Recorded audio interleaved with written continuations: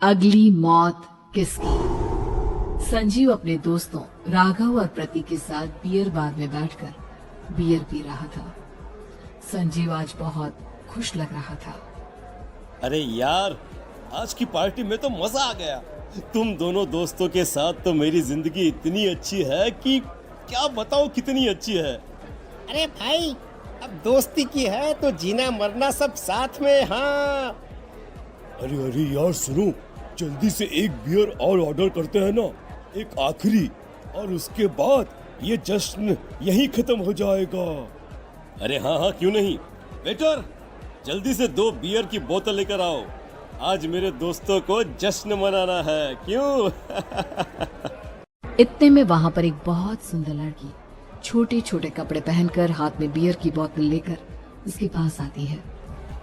ये लीजिए, आपने बियर ऑर्डर की थी ना, मैं लेकर आ गई। क्या बात है यार, इस बार की वेटर तो बड़ी सुंदर है। अब बियर लेकर आई हो तो अपने हाथों से ही पिला दो ना। हाँ हाँ, क्यों नहीं, जैसा आप बोलोगे मैं वैसा ही करूँगी। क्या बात है यार, अब तो लगता है रोज यहीं आना पड़ेगा। उसके बाद वो लड़की उन तीनों को बियर सर्व कर देती है। पार्टी करने के बाद वो तीनों अपने अपने घर जाते हैं। प्रतीक संजीव और राघव को उनके घर छोड़कर जैसे ही अकेला अपनी कार में आकर बैठता है तो अचानक उसे एहसास होता है जैसे उसकी कार की पीछे वाली सीट पर कोई बैठा हुआ है। वो तुरंत पीछे मुड़कर देखता है। तुम यहाँ क्या कर रही हो? और तुम मेरी कार में कब आई? अरे तुम तो बार में वेटर थी ना। बस ऐसे ही मेरा दिल कर रहा था आपके साथ आपके घर चलने का, इसलिए मैं आपके साथ चली आई। अरे लेकिन तुम मेरी कार में आई कब? अभी कुछ देर पहले तो यहाँ पर मेरे दोस्त बैठे हुए थे। कि इतना बोलते ही उस लड़की का चेहरा खतरनाक तरीके से बदल जाता है। उसकी आंखें पत्थर की तरह सफेद और पूरे शरीर पर नीली नीली नसें उभर आती है। गाड़ी चलाओ, पूरी स्पीड में चलाओ, और अगर तुमने गाड़ी रोकने की कोशिश भी की तो मुझसे बुरा कोई नहीं होगा। डर की वजह से प्रतीक के पसीने छूटने लगते हैं। उसका शरीर बुरी तरह से कांप रहा था। प्रतीक बिना कुछ सोचे समझे कार को फुल स्पीड से चलाना शुरू करता है। चलते चलते वो शहर से दूर एक पहाड़ी पर पहुंच जाता है और सामने अब सिर्फ पहाड़ी का किनारा दिख रहा है, जिसे देख प्रतीक घबराकर अचानक से कार को ब्रेक लगाता है। देखो देखो देखो देखो, मुझे छोड़ दो मुझे। अगर मैंने गाड़ी जरा सी भी आगे बढ़ाई तो हम दोनों नीचे गिरकर मर जाएंगे। ये तो तुम्हें पहले सोचना चाहिए था ना। अब कुछ नहीं हो सकता।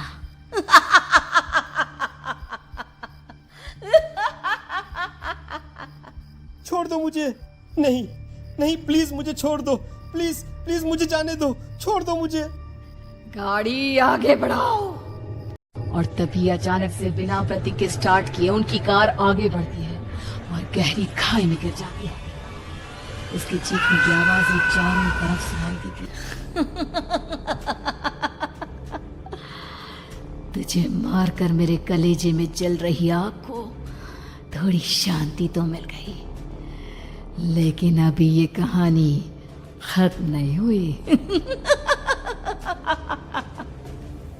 और फिर अगले दिन राघव और संजय को पता चलता है कि प्रतीक की पहाड़ी से नीचे गिरकर मौत हो गई।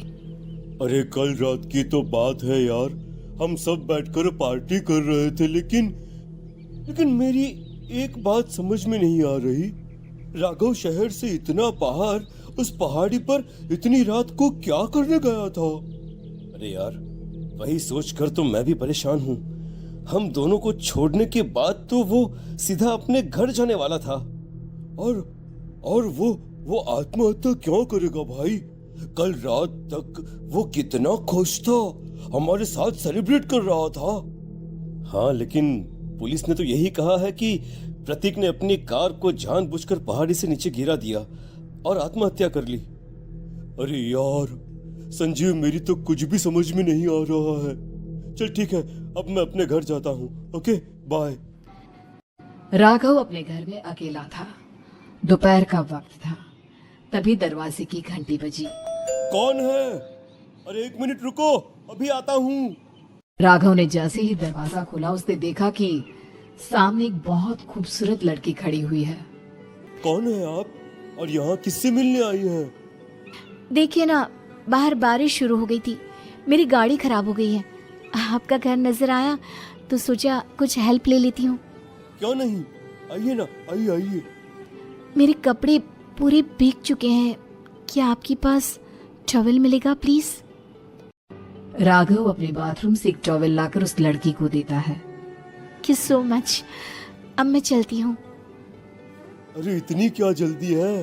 आप चाहे तो बारिश रुकने तक यहाँ पर रुक सकती हैं। हाँ।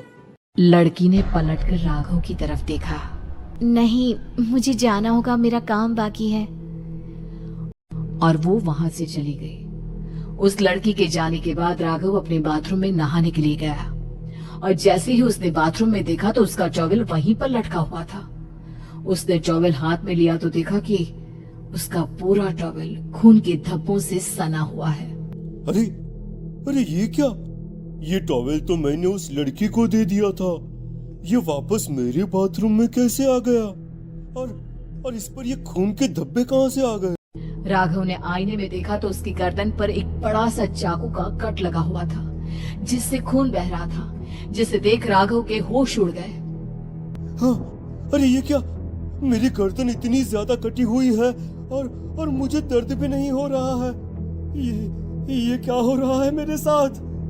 राघव घबराकर बाथरूम से बाहर आया और अपना मोबाइल उठाकर उसने संजीव को फोन लगाया। संजीव, जल्दी से मेरे पास आ जाओ। मुझे लगता है कुछ बहुत बड़ी गड़बड़ है, जल्दी आ जाओ। उधर से आवाज आई लेकिन वो आवाज संजीव की नहीं बल्कि एक लड़की की थी। कुछ अजीब नहीं हुआ है, बस तुम्हारी मौत तुमसे मिलने आई थी और तुम्हें मारकर चली गई। अब तुम इस दुनिया का हिस्सा नहीं हो राघव, इसलिए तुम्हें अपनी गर्दन के कटने का दर्द भी महसूस नहीं हो रहा। नहीं, ऐसा नहीं हो सकता, ऐसा नहीं हो सकता। कौन हो तुम? तुम्हारी मौत। अब संजीव के पास खबर पहुंचती है कि राघव ने अपने ही घर में चाकू से गर्दन काटकर आत्महत्या कर ली। ये सुनने के बाद संजीव के होश उड़ गए। वो पसीने से तरबतर हो गया और एक अनजाना डर अब उसके दिल को सताने लगा। संजीव के साथ ही उसका एक छोटा भाई राजीव भी रहा करता था। अपने भाई को इस तरह परेशान देखकर राजीव उसके पास आया। अरे भैया, क्या हुआ भैया? आप इतने घबराए हुए क्यों लग रहे हैं? प्रतीक और राघव की मौत, मेरा मतलब मेरे कुछ समझ में नहीं आ रहा भाई। अचानक से मेरे दोनों दोस्तों ने आत्महत्या क्यों कर ली? अरे वो तो मेरी भी समझ में नहीं आ रहा है भैया। हाँ, हो सकता है कि कोई परेशानी होगी और इसीलिए उन्होंने ऐसा किया होगा। हाँ, लेकिन दोनों की जिंदगी में एक साथ परेशानी और दोनों का इतनी खतरनाक तरीके से आत्महत्या करना, कहीं ऐसा तो नहीं मैं भी मर जाऊंगा? अरे आप ऐसी बातें क्यों कर रहे हैं भैया? वैसे ही मैं इतना परेशान हूँ। जब से अंजलि ने मेरा साथ छोड़ा है तब से सब कुछ बहुत अजीब सा हो गया है। रोज रात को डरावने सपने आते हैं। ऐसा लगता है जैसे अंजलि बार बार मेरे सपनों में आकर मुझे डराने की कोशिश करती है।